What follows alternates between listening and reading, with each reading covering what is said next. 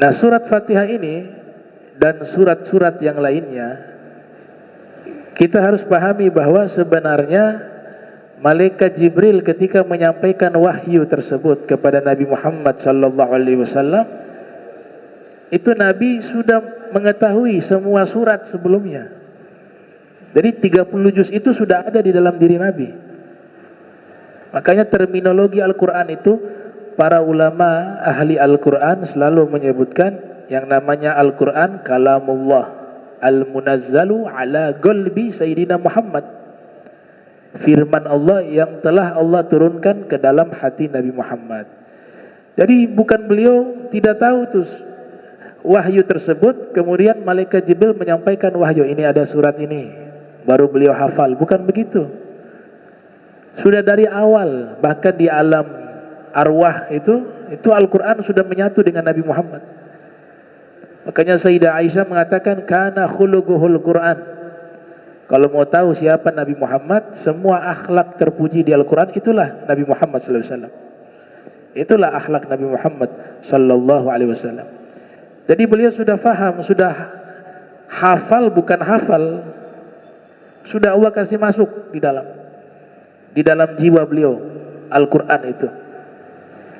Sehingga di surat Al-Qiyamah ya, itu kan Allah nyatakan la tuharrik bihi lisanaka lita'jala bih inna alaina jam'ahu wa qur'anah fa idza qara'nahu fattabi' qur'anah summa inna alaina bayanah ya. Betul ya? Summa inna alaina bayanah.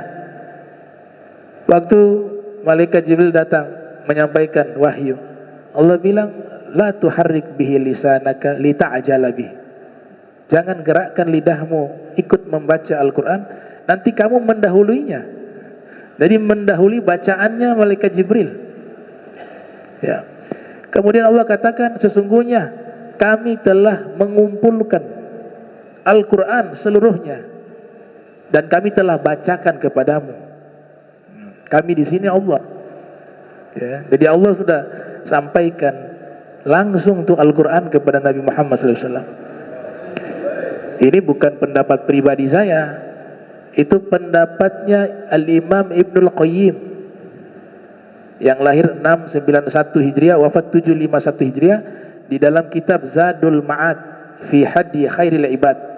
Beliau mengatakan salah satu wahyu, cara menerima wahyu dari Nabi Muhammad, yaitu kallamahullah, Allah berfirman langsung kepada Nabi bila wasithah, tanpa perantara.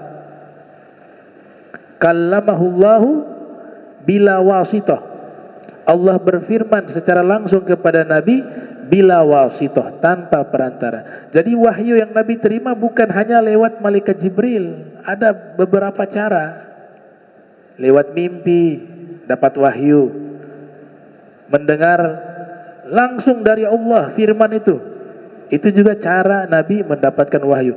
Dan mendengar langsung firman dari Allah itu hanya khusus Nabi Muhammad sallallahu alaihi wasallam. Kalau nabi-nabi lain tidak sampai ke magom itu. Nah, jadi beliau sudah tahu tuh semua 30 juz sudah ada di dalam diri beliau. Itu. Cuma memang aturannya harus turun secara berangsur-angsur. Karena mengikuti adanya peristiwa disebut dengan asbabun nuzul, ya, sebab-sebab turunnya wahyu tersebut. Dan simulasi Nabi ingin menunjukkan bahwa ilmu agama ini harus ada guru. Sebagaimana saya contohkan, saya terima ini ada guru yang posisinya waktu itu malaikat Jibril, seakan-akan posisinya sebagai guru, untuk menunjukkan hukum talaki. Hukum berguru harus tatap muka dengan guru. Itu yang dimaksud oleh Syekh Abdul Wahab Sya'rani. Taib. Jadi Nabi sudah faham semuanya. Dan ini dalilnya ada di surat Toha. Coba kalau baca surat Toha ayat 114, itu menafsirkan surat Al-Qiyamah tadi. Di surat Toha itu jelas Allah katakan, Allah berfirman, wala ta'jal bil Qur'ani min qabli ay yuqda ilaika wahyu. Wahai Nabi Muhammad sallallahu alaihi wasallam, jangan engkau terburu-buru membaca Al-Qur'an. Allah sebut Al-Qur'an berarti utuh 30 juz. Sebelum wahyu ini tuntas kepadamu. Kata sebelum wahyu ini tuntas kepadamu, artinya wahyu ini sedang diturunkan kepada Nabi, kemudian Allah katakan, jangan dulu baca Al-Qur'annya yang 30 juz, dengar dulu deh wahyu ini, walaupun engkau sudah faham, engkau sudah hafal. Itu di surat Toha. Nah, ini namanya menafsirkan ayat Al-Qur'an dengan ayat Al-Qur'an. Itu metode tafsir paling terbaik. Kalau ditanya metode tafsir yang terbaik itu apa? Tafsir riwayah, yaitu menafsirkan Al-Qur'an dengan Al-Qur'an, ayat dengan ayat, surat dengan surat. Al-Imam Al-Biqai menulis kitab khusus tentang metode tersebut dengan judul Nazmud Durar fi Tanasubi Al-Ayati wa Suwar. Itu membahas tentang korelasi ayat dengan ayat di dalam metode penafsiran.